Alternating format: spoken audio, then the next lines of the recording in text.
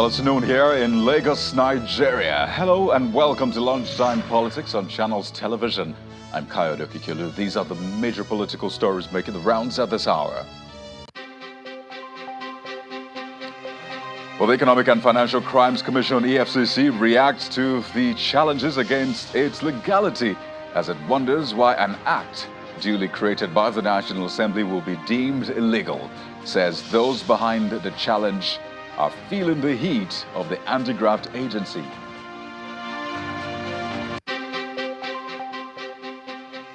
The Nigerian Army dismisses a report suggesting that there is a leadership vacuum following the absence of a Chief of Army Staff, Lieutenant General Taoreed Lagbaja, as the DHQ also warns those calling for a military coup to desist from the treasonable offense.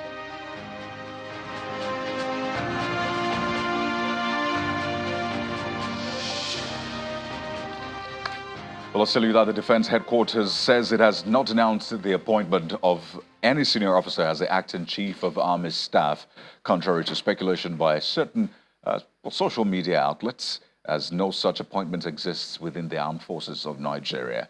A statement signed by the Director of Defense Information, Brigadier General Tukur Gusau, indicates that the Chief of Army Staff, Lieutenant General Taoreed Lagbaja, is currently on a well-deserved rest as part of his 2024 annual leave.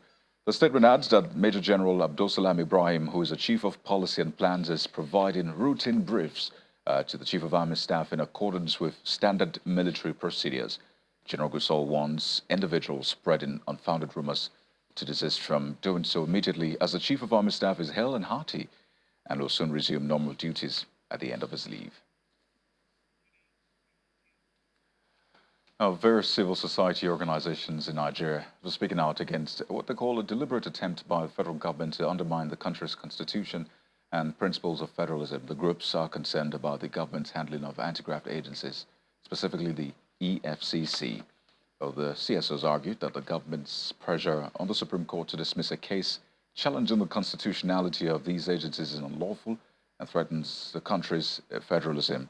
And the organizations are urging the judiciary to resist what they describe as executive intimidation and ensure that constitutional matters are thoroughly addressed, as they believe that resolving these issues will ultimately strengthen the anti-graft agencies and enhance their effectiveness in combating corruption. Meanwhile, the EFCC has been reacting to the series of challenges to its legality, saying that those calling for its end are those who see the commission as a threat. Now, speaking on Channels Television's breakfast show, The Morning Brief, the EFCC spokesperson, Mr. Wilson Owujaran, said the commission is a creation of the National Assembly, which is a representation of all Nigerians and even the state governors. And he wonders why an act duly made by the National Assembly will be called illegal. He asks Nigerians to see through the opposition, added that the EFCC is needed at this time in the country. I am worried that with the kind of problem we have with corruption in this country, that some people would go to court to challenge the legality of EFCC. Those who are doing this, I'm not sure that citizens in their state, that EFCC is their greatest problem. I doubt that if that is the case. What you see playing out is simply people who are feeling the heat of the work of the EFCC, and they simply want to derail what is going on within the EFCC. They see the EFCC as a threat, and purely that is what is playing out. And I think Nigerians can see through the gimmick of those who are behind the challenge of the legality of the commission. And we are really shocked by what is happening. Nigerians should see through this shenanigans and oppose it, because I don't see how this country can survive without the EFCC. With the kind of problem that we have, corruption problem that we have in this country, Nigeria cannot do without the EFCC. Well, let's tell you that the All Progressives Congress, APC, has won the 21 local government chairmanship and 239 councillorship seats in Kogi State. Chairman of the State Independent Electoral Commission, Mamman Dairi, who confirmed the result after it was declared at various collation centers, says the election was peaceful.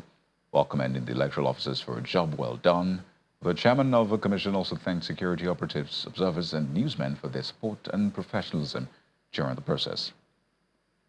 The chairperson of the route of APC. What I declared earlier was the vice chairman. So sorry for that. And all the councillors of the APC. I want to appreciate you all for your patience, and also to thank the people of Kogi State for their resilience, for their act of self-service, and coming up with their attitude of civic right performance. They came out in their numbers, especially where we went around to witness. I believe that this new tenor for these leaders is going to be monumental. So let's get some more reactions to this local government election. We're joined by the Director of New Media and spokesperson of the Murisam Campaign Council of the SDP, Mr. Isaiah Ejela, joins us on the program this afternoon. You're welcome to Lunchtime Politics. Well, the State Electoral Commission, in fact, thanked security, the electoral officials for a job well done. Do you agree that this was a job well done? Good afternoon, Mr. Kayode.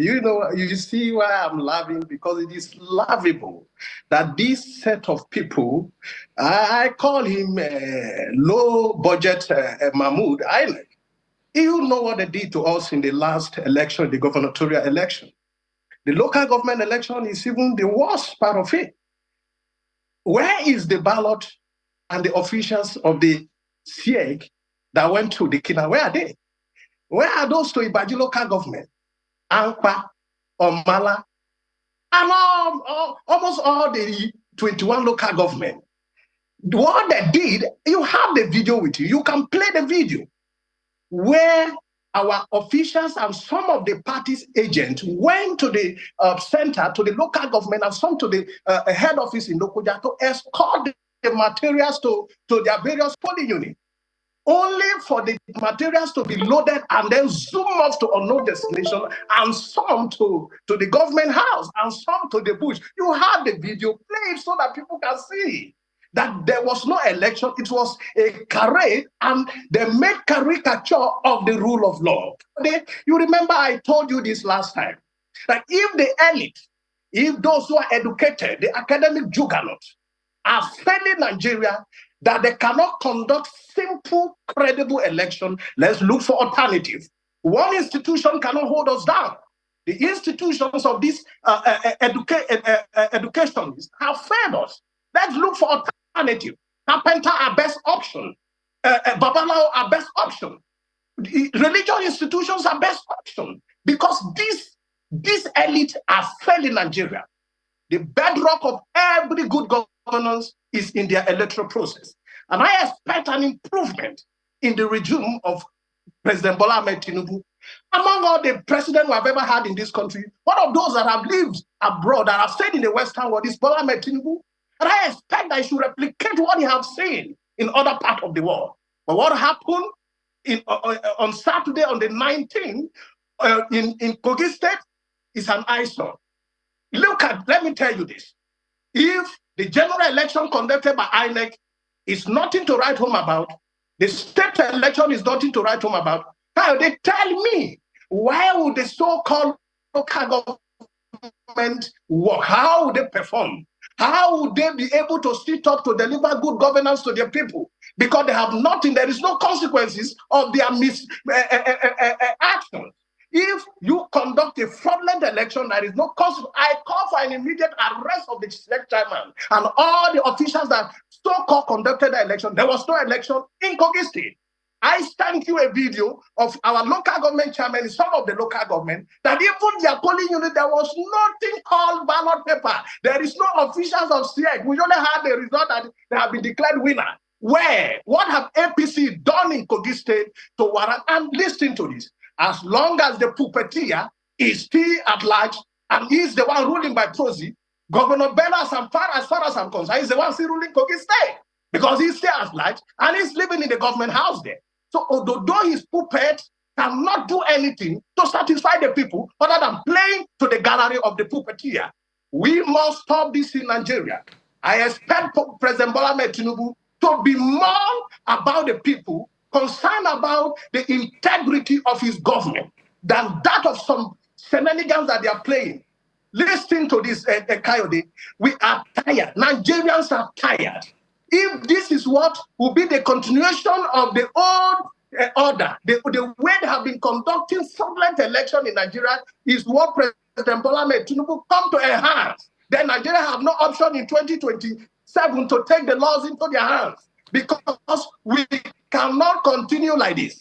Listen to this. Some of the local government candidates are not qualified to even be a gaggle of a local of a community, let alone a local government chairman. But today we have them because what they belong to APC or they have performed in one country or the other. It is laughable. Let's break this down. And just for full disclosure, you and I have not been in conversation. So I imagine you sent that video to our correspondent. And of course, that video will be shown during the course, either online, just to prove perhaps some of the points you have made, if indeed it's been verified. But I'd like you to just break this down further. For those who probably did not participate in that election, don't understand where you're coming from.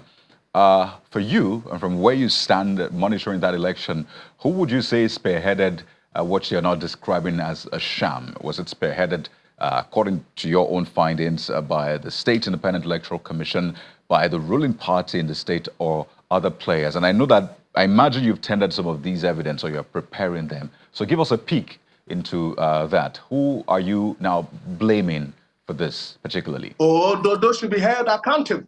He is the chief security officer of the state. Dodo should be held accountable. The state chairman should be held accountable. These are the two people that are saddled with the responsibility to conduct clean, credible election.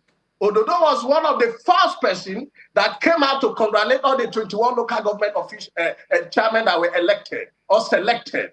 Did he find out how was the process? We only saw in his own polling unit that they gathered and showed the caricature of the process as he was accredited and voted. And after that, what do you see? In my polling unit, was there election in my polling unit?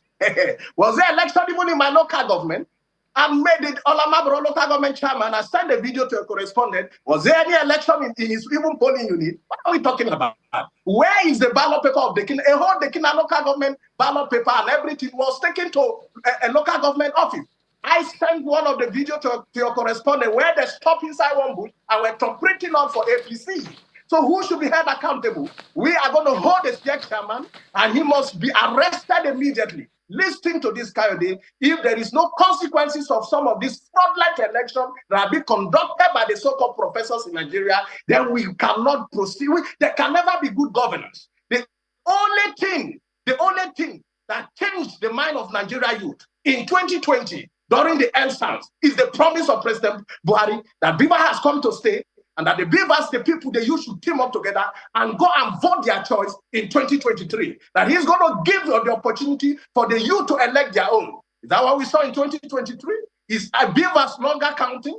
Nigeria spent over 500 billion, almost half a trillion naira on Beavers for a credible, for clean, clear election so that we can trust the process all over again. Have they allowed it to stand? At the end of the day, it all ended up at the altars of technicalities, even at the tribunal, down to appeal, down to Supreme Court, even in the case of Kogi State. You know we won the election. The whole world knows Kogi State SDP won the election. But what happened at the end of the day? Technicalities upon technicalities. Even the judges denied the identity of INEC officials that came to court 21 days displaying, but letting the Beavers machine.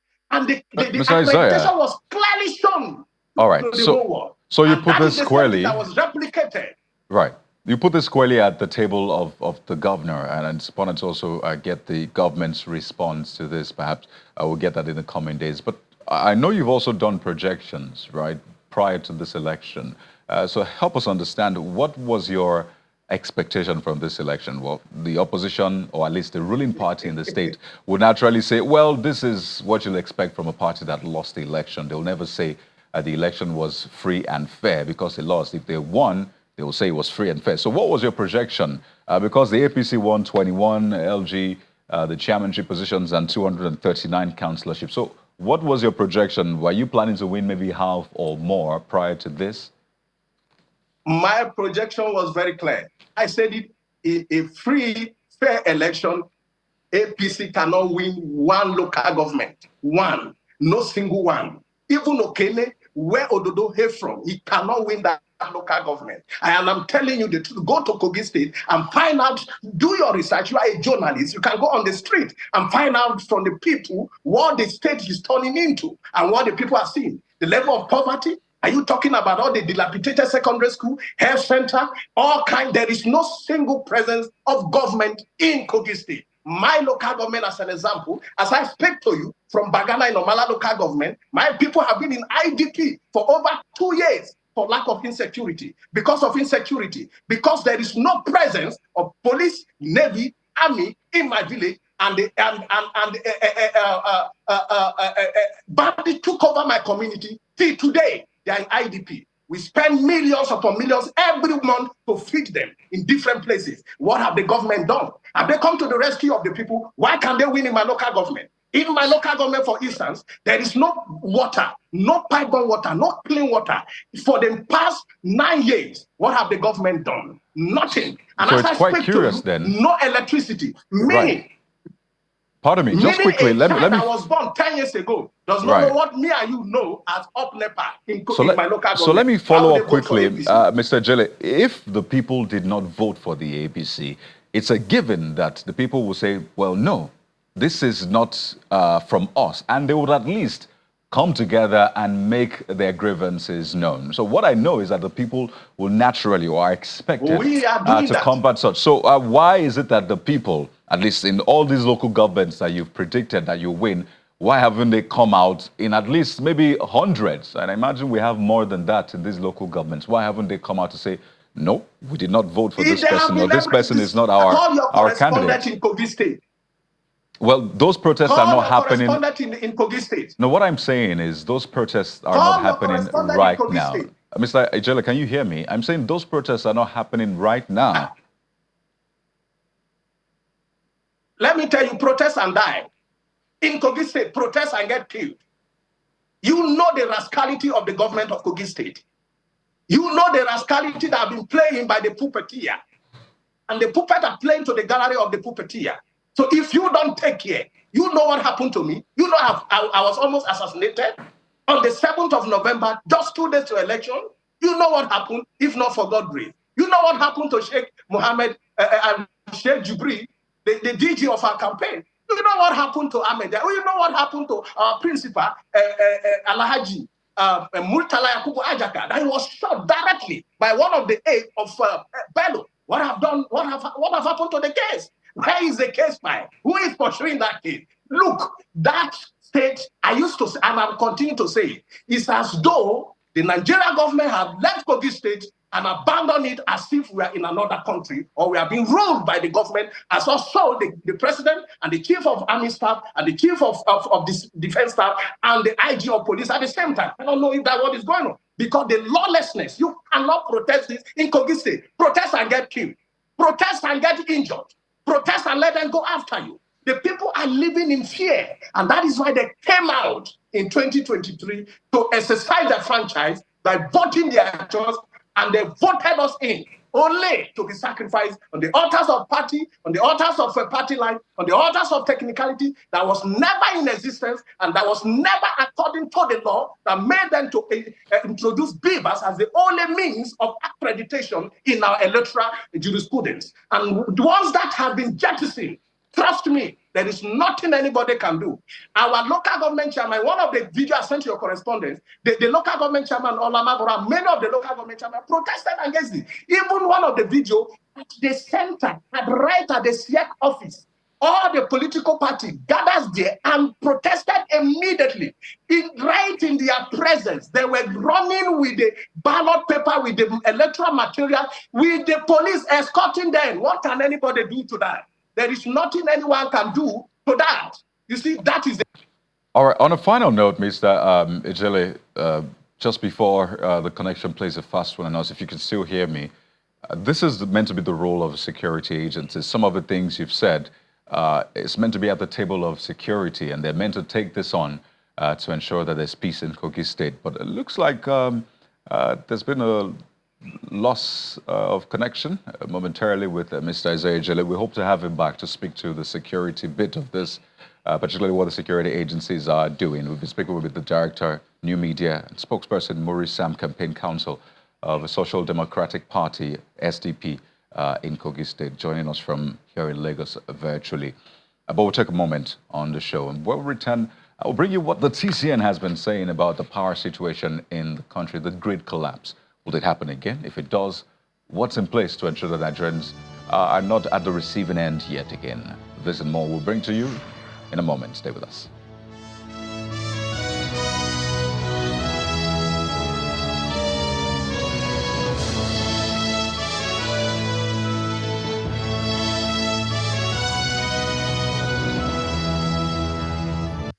Ondo State, brace up.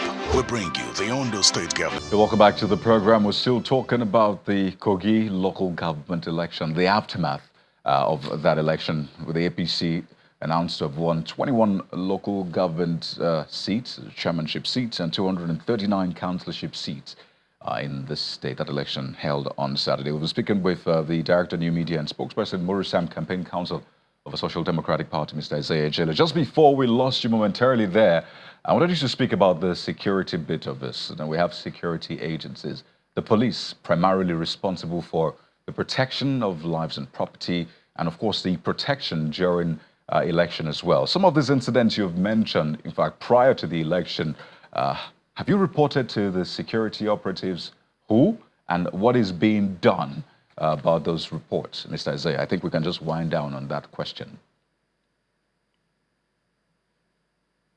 Let me tell you this, all of these are with the police. It is not a new issues. These are issues that even our candidate petitioned the IG, petitioned the National Security Advisors. We also petitioned to the Kogi State CP, and nothing has been done. You see, when the societies are not playing to the situation, to the substance of the case, but all buried on the altars of party line, technicalities, those in power, so to quote, we cannot go anywhere. You can't get result. If it is in APC, would they allow it? Can we do such thing as an opposition? We can't. Now, let me even take you to the issue of this ballot. If you watch some of those videos, police were right there, civil defense, all armed. But the vehicles that, that was loaded with those materials took off to unknown destination, and even police were following it. Is that how we should operate as a country? And that is why I kept saying it. I respect President Bola Ahmed Tinubu because, and I repeat, among all the presidents that Nigeria have ever had, he is the only one that has stayed in the Western world, that understands the dividend of democracy and understand what democracy is all about. He fought for this democracy in his time. It was on exile because of this same democracy. Now the power is in his hands. We expect better. I expect to see changes, unimaginable changes, at least in our electoral process. At least for people to say, now I can vote my choice. Let me tell you this. If this electoral, although election is coming, I can predict here what will happen in that election, the same way I predicted for Edo State. And what come up with